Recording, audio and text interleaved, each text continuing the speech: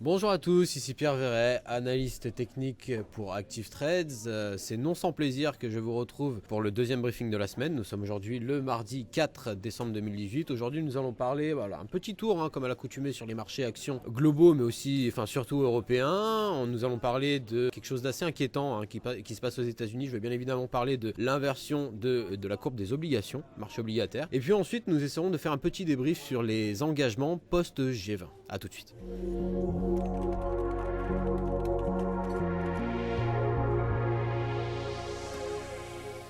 Actions européennes, on va discuter un petit peu de ça tout d'abord. En une nuit, nous avons pu voir l'indice MSCI Asia-Pacifique, le traditionnel qui a perdu 0,6%, alors que notre fameux indice Nikkei 225 au Japon a quant à lui clôturé sur une baisse assez nette de 2,39%. Le yen se raffermit face au dollar alors que les fabricants de produits électroniques restent sous pression. Je ne sais pas si vous vous rappelez, mais on en avait discuté il y a, je crois, à peu près une semaine. On finalement développé autour de ces fournisseurs de grosses entreprises technologiques qui faisaient face à une baisse de la demande assez historique depuis une dizaine d'années. En Europe, l'indice Stoxx 600 était en baisse de 0,3% à l'open, les investisseurs digérant certaines des mesures prises hier en raison de la confusion entourant ce qui avait été convenu lors du G20. Nous allons d'ailleurs en reparler juste après. Les futurs sur SP500 indiquent une ouverture en net déclin. Le rendement du trésor à 10 ans était de 2,955% et l'or est toujours orienté à la hausse, ce qui traduit justement peut-être une décroissance, j'allais dire, dans l'appétit du risque des investisseurs. J'en parlais justement d'introduction à ces sujets assez préoccupant. Je vais bien évidemment parler de l'inversion justement de certaines courbes obligataires. L'écart entre les rendements du trésor à 3 et 5 ans est tombé sous zéro hier. Le rendement des obligations à 2 ans s'échangeant également à un niveau supérieur à celui des taux à 5 ans ce matin. Les marchés ont traditionnellement et historiquement constaté de telles inversions comme signe annonciateur, comme signe précurseur d'une catastrophe, une récession possiblement, et même si nous n'y sommes pas encore, le rendement à 10 ans est tombé en dessous de sa moyenne mobile 200 jours pour la première fois depuis le début de l'année. Alors que les changements interviennent au moment où les investisseurs réévaluent les perspectives concernant la rapidité avec laquelle la Réserve fédérale va resserrer ses taux, certains analystes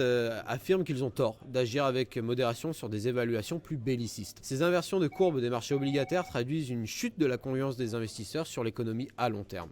Le secrétaire au Trésor Steven Mnuchin et le conseiller économique principal de Trump, Larry Kudlow, ont tous deux tenté de faire taire les attentes des investisseurs et d'ajouter des qualificatifs aux déclarations du président Donald Trump sur les éléments de l'accord conclu avec la Chine lors du sommet du G20. Le plus enthousiaste que Kudlow ait pu trouver était de les appeler des engagements que les deux parties appliqueraient vraisemblablement. Je pense qu'il y a quand même un peu plus... il y avait, je pense, de meilleures choses à trouver pour dynamiser un petit peu l'appétit des investisseurs. Il y avait également une confusion quant au moment où la trêve tarifaire de 90 jours commencerait. Kudlow a donné la date du 1er janvier dans un premier temps, puis a été rapidement corrigé par la Maison Blanche qui a donné la date du 1er décembre. Donc là encore un peu de confusion, c'est pas trop ce qui va se passer. La réponse de la Chine a été particulièrement remarquable en raison de son absence. Vraiment le silence de Pékin qui commence à être assourdissant, en tout cas autour de ce dossier. Des représentants gouvernementaux de divers bureaux à Pékin attendent le retour du président Xi Jinping dans le pays avant de commenter ou de prendre des mesures. C'était tout pour moi, vous l'aurez compris, faites attention